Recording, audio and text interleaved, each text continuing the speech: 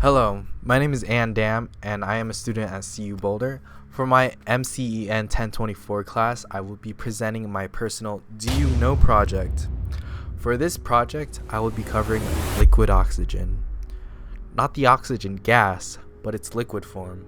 Why? Let's find out. Let's start off with some basic information about oxygen.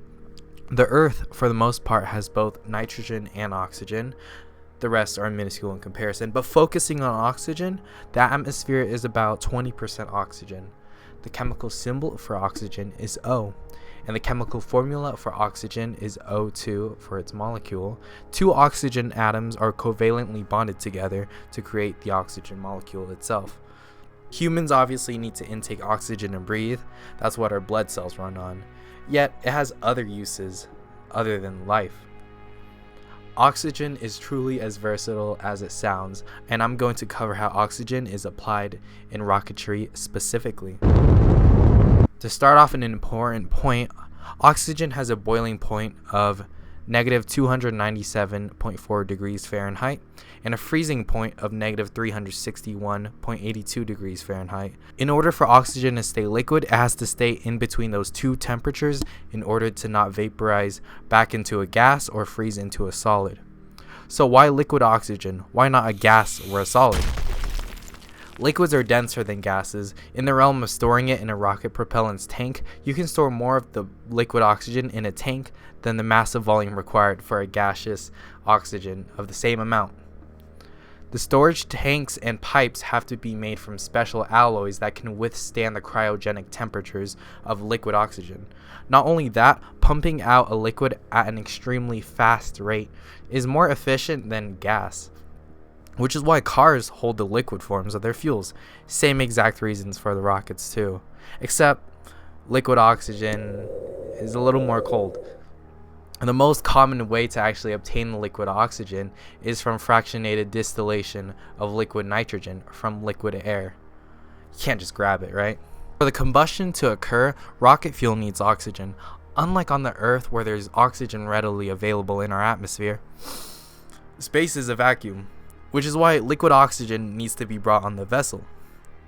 That's why liquid oxygen is classified as an oxidizer in the rocket propulsion systems. When combined with a fuel, for example, let's say liquid oxygen or RP1 kerosene, it produces a powerful combustion reaction that generates enough thrust to lift the rockets into space. The general chemical reaction looks like this. This reaction releases a tremendous amount of heat and pressure, approximately 33.6 million joules per kilogram, forming water vapor as the exhaust. That's the really bright plume of flames you see burst out of a rocket ship. Like I said before, allowing the hydrogen to combust within the confines of space. Now let's talk a bit about the bonding and chemistry behind oxygen that makes it such a powerful oxidizer. Each oxygen atom has 6 valence electrons, meaning it only needs 2 more to achieve the full shell. That's why it forms a double covalent bond in the O2 molecule, right here. This makes oxygen very reactive with other elements, especially those that readily give up electrons like hydrogen, carbon, and metals. It's also not flammable itself, but it greatly accelerates the combustion, which is why handling liquid oxygen safely is so critical in both industrial and aerospace settings. In rocketry, liquid oxygen has been used since forever. From Saturn V rockets that brought humans into the moon for the first time, or SpaceX's current Falcon 9 and NASA's Space Launch System. It's favored because it's relatively cheap, powerful, and produces clean exhaust, mainly water vapor and carbon dioxide, instead of the deadly poisonous alternatives that were used prior. So the next time you see a rocket launch, remember, it's not just the fuel that powers it, it's also the liquid oxygen. The element of life here on Earth turned into the engine of exploration beyond it. Thank you for watching my Did You Know presentation on liquid oxygen.